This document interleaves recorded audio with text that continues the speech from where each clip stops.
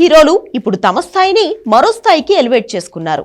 అన్ని తారల కోసం వరుస పాన్ ఇండియా సినిమాలు రావడంతో బడ్జెట్లు, థియేట్రికల్ రైట్స్, ఫిల్మ్ మేకింగ్ లో ఉన్న మొత్తం డబ్బు చాలా రెట్లు పెరిగింది. అలాగే చిరంజీవి, బాలకృష్ణ లాంటి సీనియర్ స్టార్లు కూడా ట్రేడ్ పరంగా దూసుకుపోతున్నారు. అయితే బాలయ్య రేంజ్ చిరంజీవిని మించిపోయినట్లు కనిపిస్తోంది. అఖండకు ముందు బాలకృష్ణ వేరు, అఖండ తర్వాత ఆయన మార్కెట్ బాగా పెరిగింది.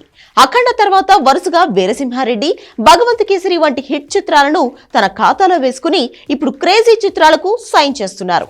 నిర్మాతలు ప్రస్తుతం బాలకృష్ణ మార్కెట్ ని ఇష్టపడుతున్నారు. ఎందుకంటే అతని మార్కెట్ మునుపటి కంటే ఇప్పుడు చాలా పెద్దదిగా మారింది. శాటిలైట్ పార్ట్నర్స్ కి కూడా బాలయ్య సినిమాలు బాగా పనిచేస్తున్నాయి.